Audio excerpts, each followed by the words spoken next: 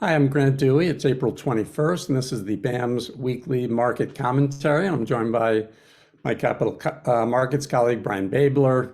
Before I turn it over to Brian to highlight the unusually large primary calendar this week, I thought I'd give a quick recap on the market environment where we saw a pretty large but healthy adjustment higher in yields on an absolute yield basis. The biggest adjustments happened in the front end to the tune of about 25 basis points and about 20 basis points out long. So we did see a little bit more of a flattening of the yield curve. Actually, the Muni yield curve is inverted in the first 5 or 6 years, which we've seen recently given the shape of the Treasury curve, but pretty unusual for munis. You actually have to go out to about 15 years to match the yield you would get on a 1 year AAA muni. So you know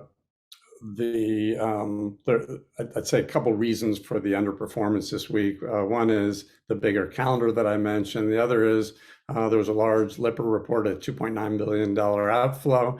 That always puts some pressure on the market. And we began the week with pretty unattractive municipal valuations. So those all conspired to drive prices lower. And I think generally a pretty healthy given the recent outperformance and rally that we've seen in munis. So the 10-year muni ratio, which is the ratio of municipal AAA municipal yield to Treasury yields, started the week at 60%. That's the richest it's been in almost 2 years. We saw that increase to 66%, and then on a slightly better story on the 30-year ratio, which rose this week from 85% to 92%. So you needed that adjustment really for the market to clear what was a pretty heavy calendar. The one last thing I'll mention is that we saw this week the report that BlackRock Advisory had been hired by the FDIC to manage the orderly liquidation of the Silicon Valley Bank portfolio. So while most of the 7 billion bonds that they hold are highly rated, it could weigh on the market given the very low coupon nature of the holdings. They purchased many of those bonds in a lower rate environment, so they carry lower than market coupons at discounted dollar prices, and those are much less liquid in our market. There are a few tax reasons, market discount reasons for that, but they were purchased as par bonds. Again, you get a little bit more yield. They were prioritizing yield over liquidity, I think, given the strong feeling or likelihood that they would not have to be sold back into the market. So I think that could weigh when the selling begins on that program. I think that could weigh on a certain segment of the market.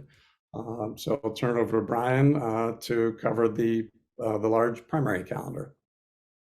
Thanks, Grant. And it was a pretty busy week with most of the focus, like you said, on that $11 billion calendar. That's certainly quite a bit more than we've been seeing. The calendar's probably been averaging more like 6 or 7 billion. So, not quite double, but certainly a heavy lift. And that included a couple of larger deals, like the state of Illinois selling $2.5 billion, New Jersey EDAs selling over $1 billion. So that was definitely the focus for investors and required a few concessions as the week wore on, especially in the face, as you mentioned, of those outflows and the interest rate hikes and on the MMD curve. With all that said, BAM had a pretty active week. We insured nearly 300 million in par in the new issue market. Some of the highlights there include a AA3, AA- underlying rated Fulton County, South Carolina deal, which was purchased in the competitive market by FHN.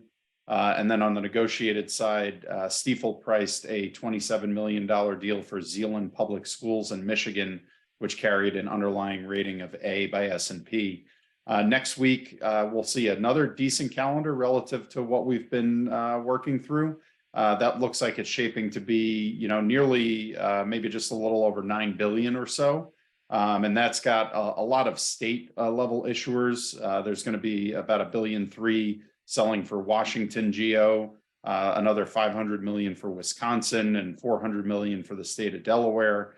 So that should be a fairly interesting calendar week. Again, more than we've been seeing at 9 billion, but a little bit more manageable than this week. For BAM, we expect to be active again. One of the highlights for our activity will be a $41 million transaction for Mountain House utility system revenue in California, which is going to be priced by Piper Sandler. All right, Brian, thank you very much. And thanks, everybody. We'll see you next week.